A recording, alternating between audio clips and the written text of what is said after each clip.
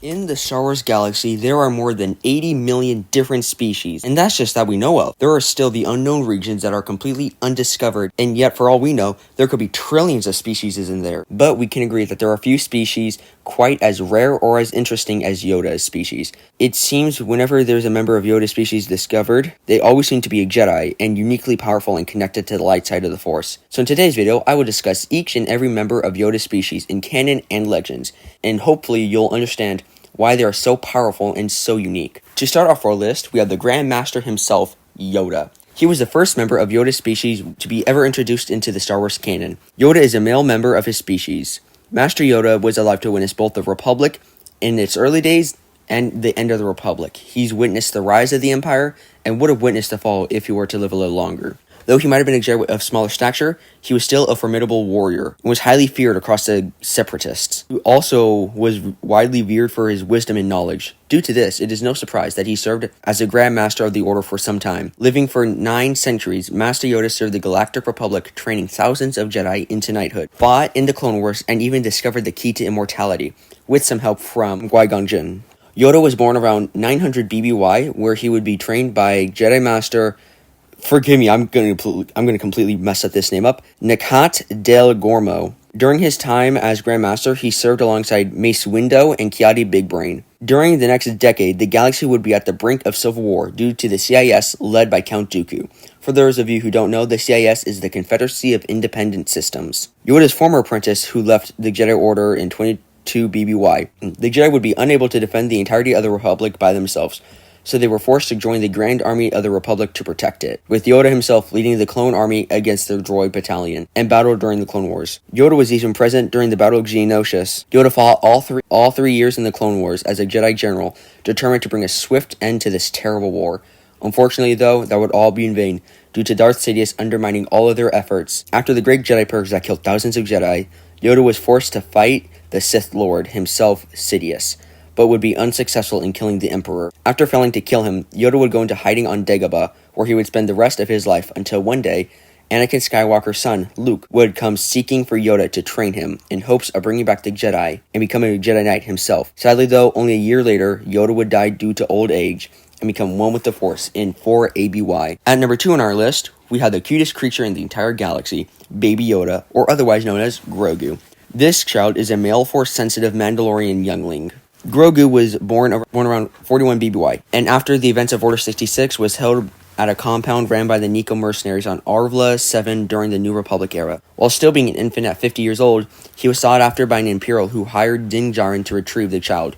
However, though, the Mandalorian would choose not to let the Imperials have Grogu forever, and would later rescue Grogu from the Imperial Remnant facility, and attempted to hide with the child on the edge of the galaxy. The Mandalorian, though, would inevitably return to Navarre, where he would deal with the Imperial Remnant for good, if you know what I mean, in hopes of keeping the child safe. In the process, though, the child would become the Mandalorian foundling and would be adopted by the Mandalorian to join his new clan. During Order 66, he was taken to Kelleran Beck and escaped the temple. Although where Kelleran Beck took him is still unknown, but there is speculation that he was taken to Naboo due to the starfighter that they left on. On to our final member of Yoda's species in canon, we have a female Force-sensitive called Yaddle.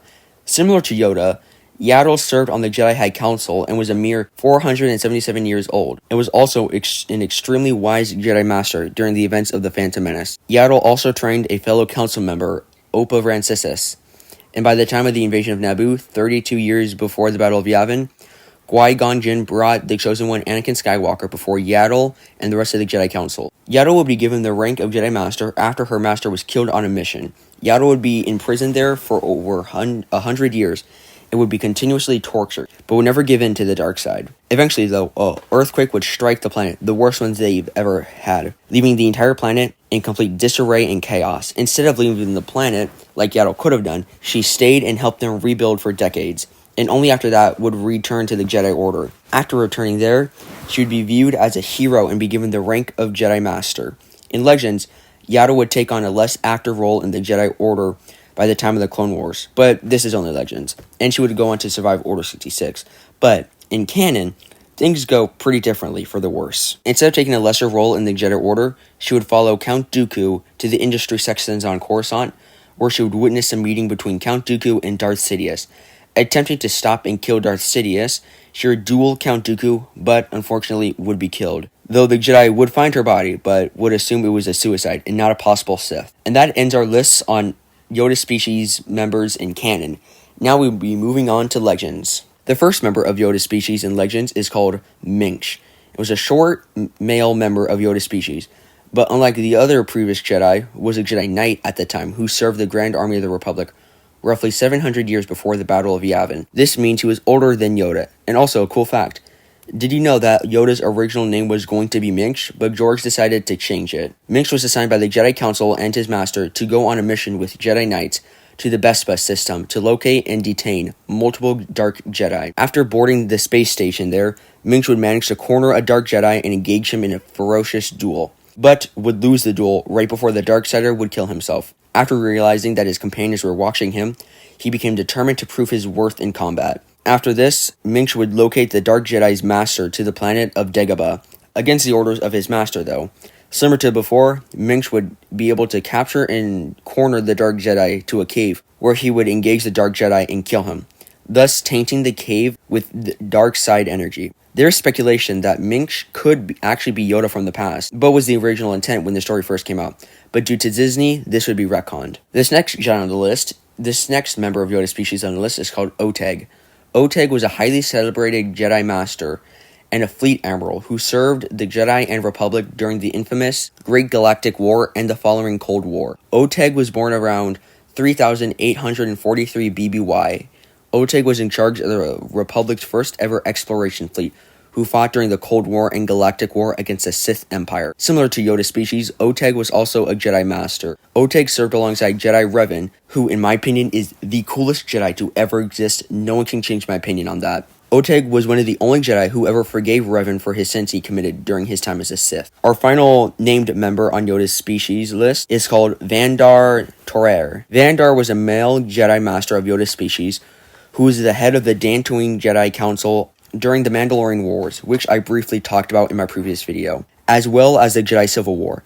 Vandar was a member of both the Jedi High Council and the Academy Council during his life. He was also friends with fellow council member Rook Amar, usually having the last word in their frequent and constant disagreements. Similar to how our previous Jedi Oteg did, Vandar saw the good in Revan and decided to retrain him in the ways of the Force. Vandar was actually a key member in that turned Revan back to the light side of the Force. Unfortunately though, during a secret council discussion on Dantooine, Vandar, alongside every other Jedi on the planet, alongside every living thing on that planet, would be killed simultaneously due to the Sith Lord Darth Nihilus draining the energy out of the planets. By the time of the Cold War, Vandar's wisdom and knowledge and personality luckily was preserved in one of the greatest neo-text and interactive holocron and treasure artifact by the Jedi Order. Among all the other holocrons in the Jedi Order, Vandar was considered one of the most important because he was considered one of the most powerful of all time, possibly even being more powerful than Yoda himself. Our final member of Yoda's species on this list has no name that we're aware of, actually. He is simply called the Unknown Jedi. But we do know that the Unknown Jedi did belong to Yoda's species. And we do know that this Unknown Jedi must have been extremely important because his face was carved into the side of the Valley of the Jedi on the planet of Rusin, alongside 4 other Jedi Masters, with this Jedi possibly stemming from a very early and ancient Jedi history. Looking back at these Jedi, it is undeniable that all of them clearly were attuned to the light side of the Force, due to none of them ever leaving the Jedi Code, and all holding exponential Force abilities. With that, my friends, we've reached the end of our list. Thank you so much for watching today's video.